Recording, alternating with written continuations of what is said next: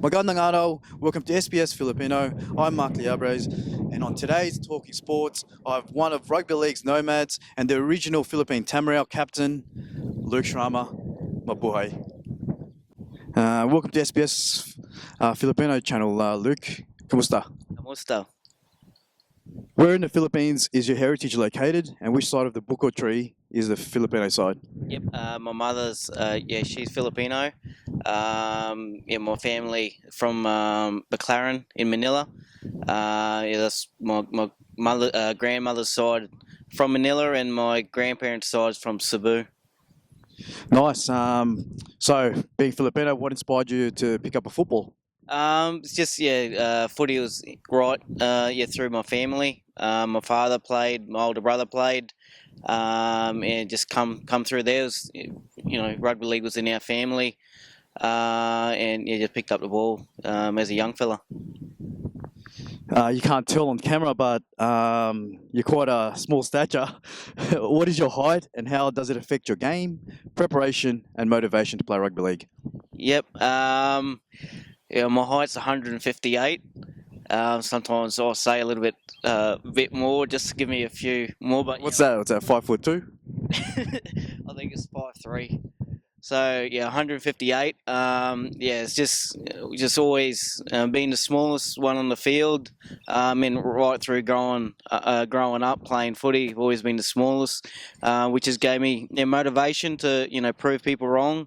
On the field and off the field, and just always every single game, everything that you do, especially when people speak to you, asking that that I play football, they get a bit shocked with my size, but through that's where I get the great motivation and drive. Yeah, so your Filipino height is from your Filipino side. Yep. Where have you played rugby league, and which country is the most rugby league mad, do you think? Yep. I've been lucky to play all over the world. So I've played tours in Samoa, Tonga, New Zealand, Thailand, in the Philippines. Rugby league seasons in UK, USA, in France.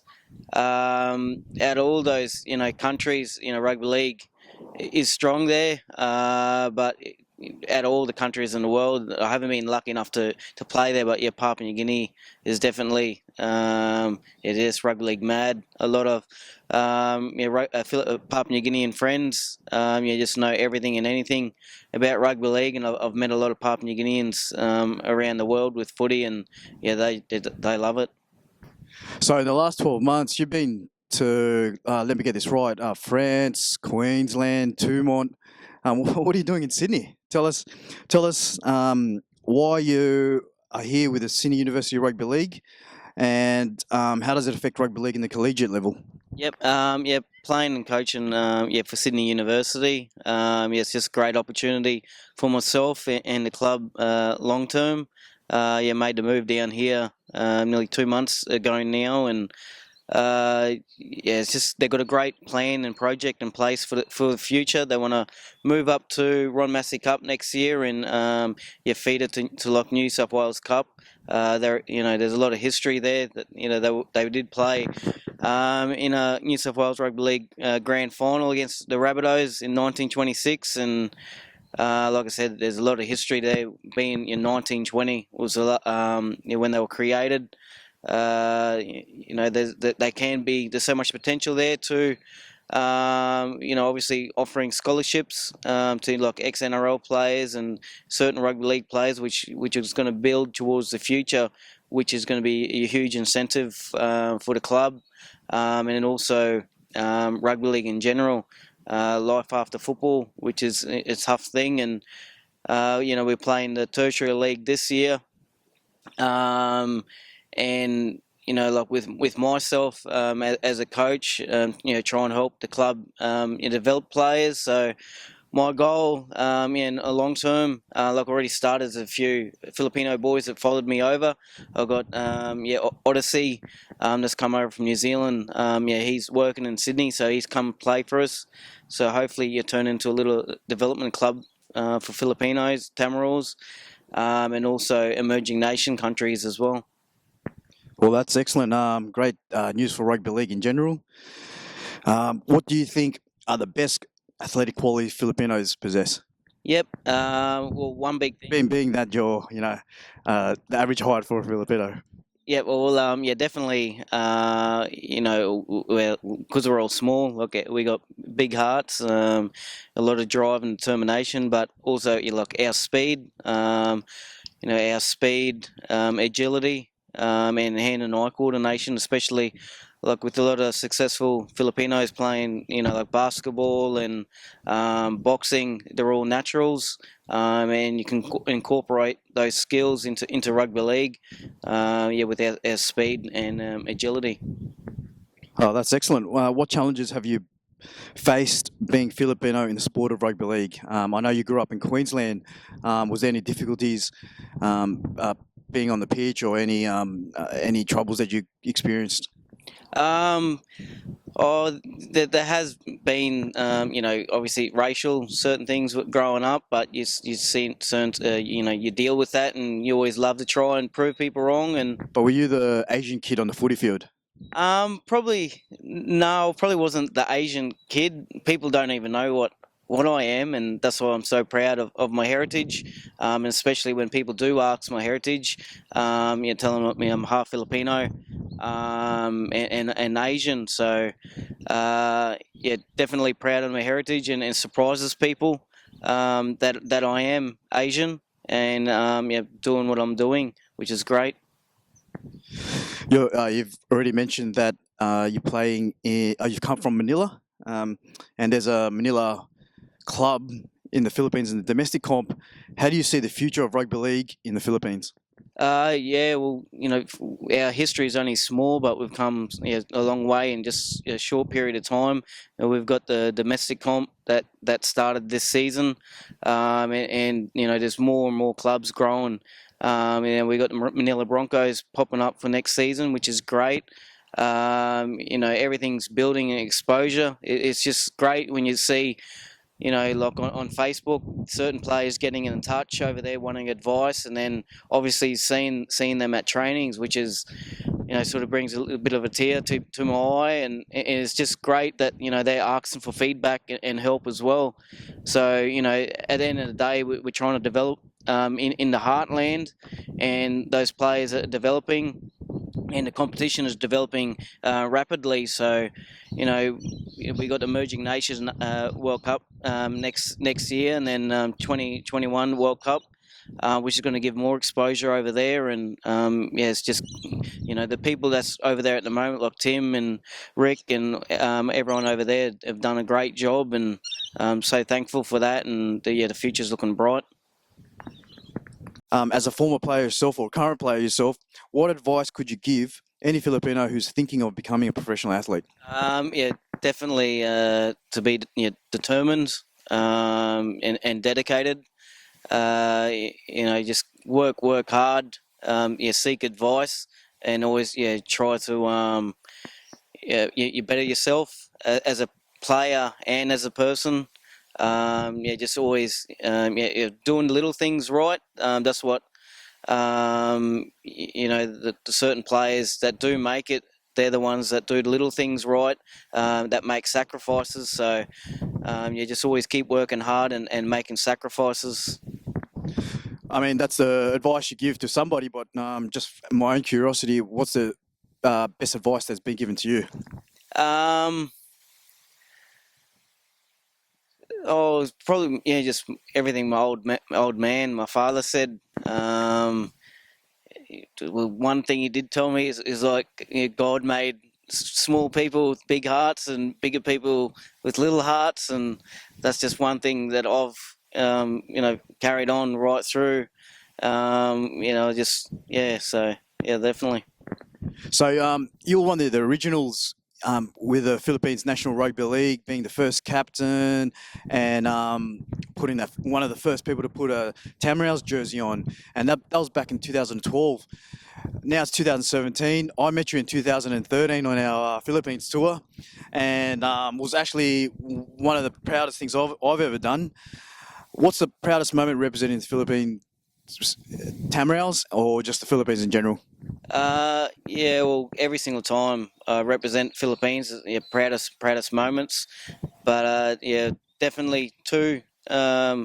Well, yeah, a couple of times that really stick out in my mind. Obviously, that the first Cabra Nines when we played, being able to score the winning try in extra time every single time I see it on like I get tingles. Is that because you scored the try? Oh, it's just the whole event. It was just you just you think about it. Years growing up, you would never expect to represent the Philippines, and then having to do that, and then having that final where they didn't even want to shake our hands after the game because they were like embarrassed and whatnot, and it was just a great proud moment. And then also our first national test against Thailand in Bangkok. Yeah, got to play alongside my little brother.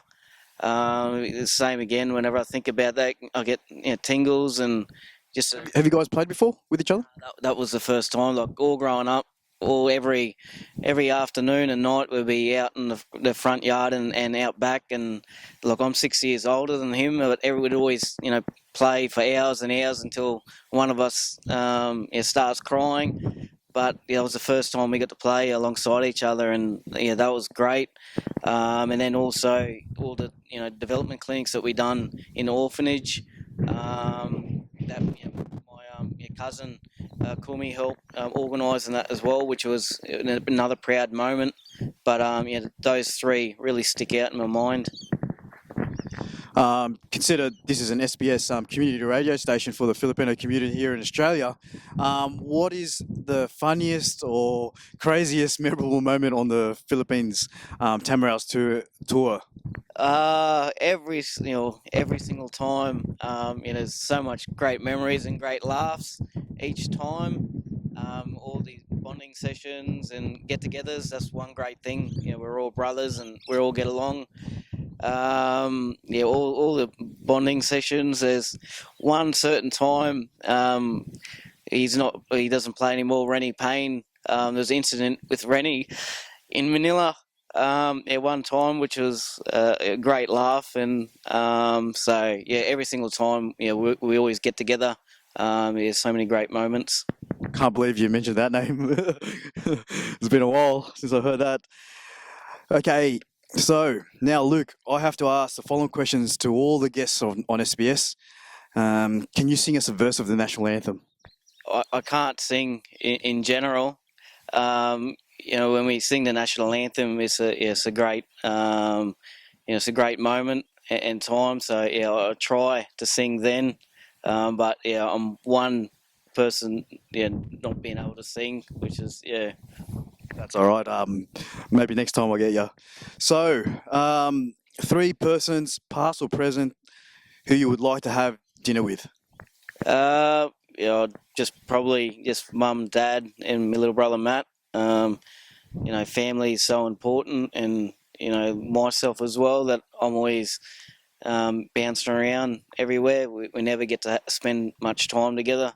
And when we do have dinner, you cherish it. So yeah. All right, nice family. Okay, so now that you've mentioned that your mum is going to be at this dinner, she's told you, Luke, she's going to kick back. What filo dish are you going to cook for this dinner? Um, I'd probably cook spring rolls. Like I can cook. Lumpia, lumpia. Yeah, I can cook them. I'd probably have a dig at sinigang as well. Sinigang's my favourite. So yeah. What's your favourite Filipino word? What do you say to your mum?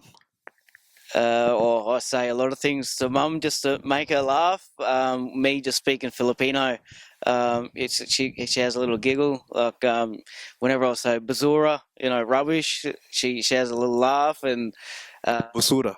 utut mi baho, she has a little laugh. Maganda, guapo, inde. So yeah, just love throwing them out there. Okay. On tour, we all do this. Part of the bonding session. I know you've been up there. What is your go-to karaoke song? Um, karaoke is not one like even though it's a national sport of the Philippines and we're all proud of it. Karaoke is probably one of my biggest fears. But yeah, when if I do have to do it, Wonderwall by Oasis. Well, funny you say that. Oh, well, that's a good song, great song. It's funny you say that because I interviewed the Twins in the UK, and that was their karaoke song. Yeah, so next tour maybe you guys have to have a competition. Competition. Yeah, well, yeah, we can all sing together. Bring out a song. So, Luke, finally, what's on the horizon? What's in the next 12, 13, 18 months for you? Yep. Well, obviously, now it's set in place. Yeah, during the week that the Emerging Nations World Championship is next year in Sydney. So there's a lot of young talent coming through at the moment. So help develop these players, and obviously being in Sydney as well now, I can help with development here and give Jace a help here in Sydney, and obviously another hand for Arwen away from here. But developing towards next year, the World Championship. That could be my last international test. Retire from there. You've heard it first, guys. You heard it first. So yeah, just see how we go. But yeah, it's just exciting times now, at least for us, Philippines National Rugby League. We got something to strive for, and a bit of a selling power for potential sponsors that want to jump on board in the Philippines, knowing that we'll be representing the Philippines on the international stage, which is great. So yeah, everything's building towards there, and obviously helping as much as we can with the development and exposure with the domestic league over there as well. So live and breathe footy and yeah, and Tamaraos. You're truly an inspiration, and with your height, I'm sure you blend in Manila really well. So thanks for coming to SBS Filipino, and just tune in and just let us know what you keep doing. Salamat. That's all we have time for today on SBS Filipino. Be sure to tune in at radio 97.7 FM, at Facebook SBS Filipino, and our website www.sbs.com.au. Salamat.